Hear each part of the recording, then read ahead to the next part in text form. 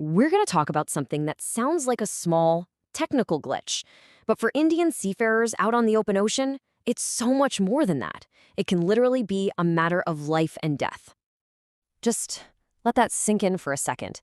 Imagine you're out there, thousands of miles from shore, nothing but water in every direction, and that one thing connecting you to the world, your phone, just goes dead. This isn't some hypothetical nightmare. For a lot of seafarers, it's a very real and terrifying possibility.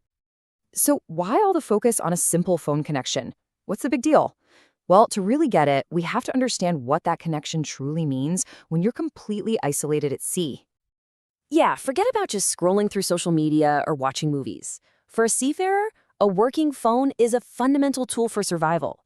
It's about staying sane, getting help in an emergency, and just feeling human. And this is where the difference becomes so incredibly stark. For most of us on land, a phone is a convenience, maybe even a luxury. But at sea, it transforms. It's not about entertainment, it's about mental support. It's not convenience, it's emergency help. It's not social media, it's the only connection they have to their family. And that really is the heart of it, isn't it? When you're in the middle of the ocean, there's no family you can pop in to see, no clinic you can just drive to. All you have is that one single SIM card, that one signal connecting you to everyone and everything you love.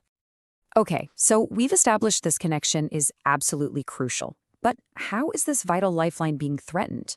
Well, the culprit is a technical issue called SIM binding, and its consequences can be absolutely devastating. So what is SIM binding?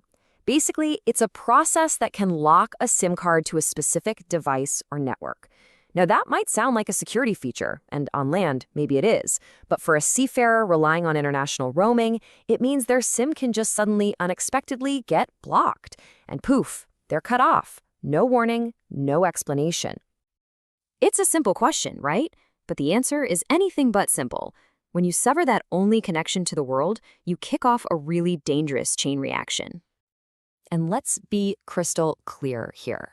We are not talking about an inconvenience. Being cut off like this has a deep, profound, and very dangerous human cost, one that plays out in the total silence and isolation of the sea.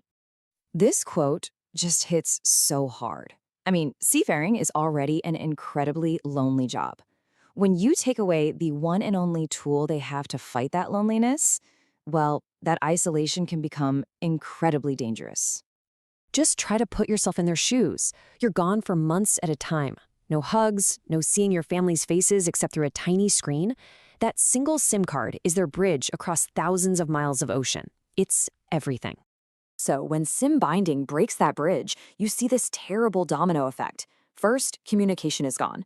That immediately spikes stress and anxiety. Over time, that can easily spiral into a deep depression.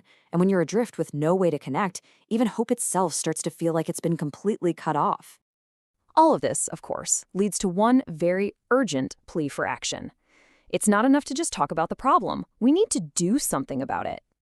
And the solution really is so simple in principle. Just making sure that these seafarers can keep their connection to the world is a direct, powerful way to protect their mental health and their well-being. So the call to action couldn't be clearer. It's about taking real steps to protect the people who keep our global trade moving. Their mental and emotional well-being has to matter. And it all boils down to this one very specific, very crucial action. If we can address this technical issue of SIM binding, we can stop the devastating human fallout before it even starts. And the final plea, well, it doesn't pull any punches. The stakes are just that high. This isn't about network policy or a tech problem anymore. This is about saving lives. So I'll leave you with this to think about. When someone's only hope is a fragile little signal stretching across a vast empty ocean, who's going to be the one to answer that call? Who has the responsibility to make sure that line of hope stays open?